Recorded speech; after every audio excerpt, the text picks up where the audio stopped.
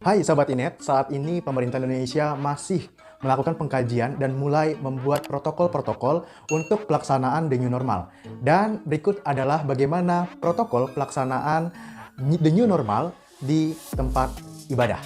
Simak videonya, jangan lupa di like, di share, komen, dan tentunya jangan lupa untuk dukung kami, subscribe YouTube channel ini agar dapat berkembang lebih baik lagi. Terima kasih.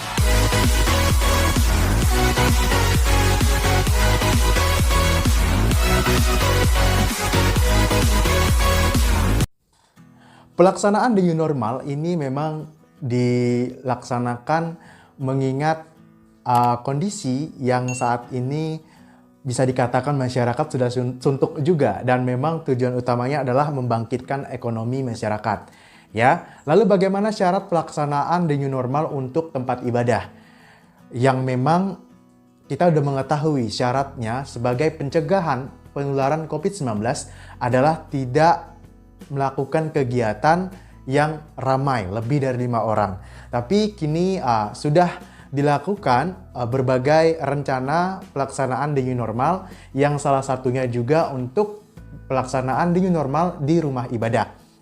Jadi beberapa surat edaran yang sudah ada, sebut saja dari Kota Bekasi ya, dan ini mungkin sudah hampir sama, dan memang dari Kemenkes juga seperti itu. Dan untuk diterapkan standar penerapannya, yang pertama adalah, jadi saya saat ini langsung menjelaskan skema atau bagaimana ketika jemaah itu datang ke tempat ibadah. Oke, jadi yang pertama, tempat ibadah sebelum kegiatan ibadah harus dilakukan desinfektan. Ya, untuk cairan desinfektan itu ada cara yang tersendiri untuk mengukur dan sebagainya. Ya, bisa dicari banyak sumbernya. Dan yang kedua, selain ruangan yang sudah didesinfektan, yang kedua adalah penataan ruangan. Kursi yang diberi jarak 1-2 meter. Yang biasanya kan kalau kita ibadah, ya, kalau kita ibadah jaraknya tidak sampai 1-2 meter. Tapi untuk pelaksanaan the new normal ini harus standarnya tetap jaga jarak 1-2 meter. Artinya bisa terbayang ya, kursi duduk bagi jemaat Nasrani misalnya, kursi duduk 1-2 meter jaraknya dari satu orang ke satu orang yang lainnya. Ya, itu sudah disetting di dalam ruangan. Lalu ketika jemaah datang, mereka diwajibkan untuk melakukan pemeriksaan temperatur tubuh dengan yang infrared, yang tembak ya. Artinya tidak ada sentuhan di situ, tidak menggunakan termometer digital atau yang biasanya di ketiak ya, bukan itu, tapi langsung infrared. Menggunakan itu dengan jarak yang juga sudah ditentukan ya. Lalu yang kedua adalah setelah mereka dilakukan cek suhu, tadi tempat ibadah menyediakan fasilitas untuk mencuci tangan, lengkap air sabun dan air mengalir. Atau memang jika tidak memungkinkan bisa hand sanitizer yang berbasis alkohol. Ya, sudah itu, dan jemaat atau jemaah yang masuk ke ruangan ini kan biasanya salaman nih dengan penyambut yang ada di depan pintu masuk gereja, gitu ya, tempat ibadah. Itu tidak diperkenankan untuk salaman dulu, tidak diperkenankan untuk peluk-pelukan, ya, tidak. Tetap dengan protokolnya, salam kasih biasa seperti itu, ya, seperti ini bisa, ya, kita bisa lakukan seperti itu, ya. Dan juga memang diminta untuk menggunakan masker, ya, menggunakan masker. Oke, masuk di tempat ibadah, duduk dengan jarak yang sudah ditentukan, kursi yang disiapkan, ya, sudah berjarak. Lalu, untuk pelaksanaan ibadah juga tidak dianjurkan untuk ceramahnya, khotbahnya itu tidak melebihi 15 menit. Artinya benar-benar dipersingkat, ya, dipersingkat. Dan untuk jumlah orang yang beribadah saat itu juga maksimalnya sebetulnya 80 orang.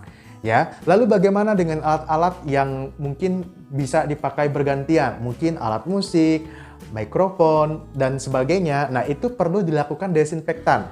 Ya, bisa dengan teknik, mungkin kalau disemprot itu rawan, misalnya keyboard disemprot nanti malah masuk ke dalam, itu bisa dengan diakali dengan menggunakan lap. tisu atau ya sejenisnya yang memang kita sudah semprot dengan desinfektan terlebih dahulu ya di lapnya itu sendiri. Setelah itu kita lap. Jadi minimal mungkin barang-barang yang kita gunakan dan itu ternyata sudah beralih pindah tangan banyak sekali, sebisa mungkin harus didesinfektan. Dan kalau memang memungkinkan bisa harus menggunakan masing-masing.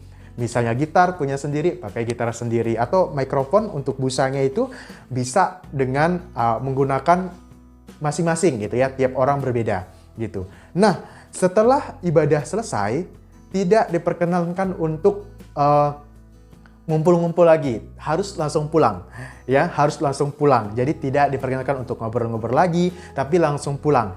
Dan yang penting juga adalah kelompok berisiko seperti halnya kelompok usia lanjut, kelompok ibu hamil, dan kelompok-kelompok rentan lainnya itu tidak diperkenankan untuk mengikuti ibadah ya. Dan terakhir mungkin untuk yang biasanya Nasrani ada kolekte persembahan ya, itu kan ada uang cash gitu ya. Sebisa mungkin bisa dilakukan dengan non cash di rekening atau barcode untuk yang ya bisa OPPO atau Dana dan sebagainya. Banyak sekali bisa dilakukan seperti itu ya. Banyak, jadi yang menjadi sumber kemungkinan sumber penularan itu dicegah gitu ya. Artinya kita juga tetap sehat, kita bisa mendapatkan rohani kita, makan rohani kita dapat, dan juga tubuh kita tetap sehat karena resiko penularan sudah kita tekan.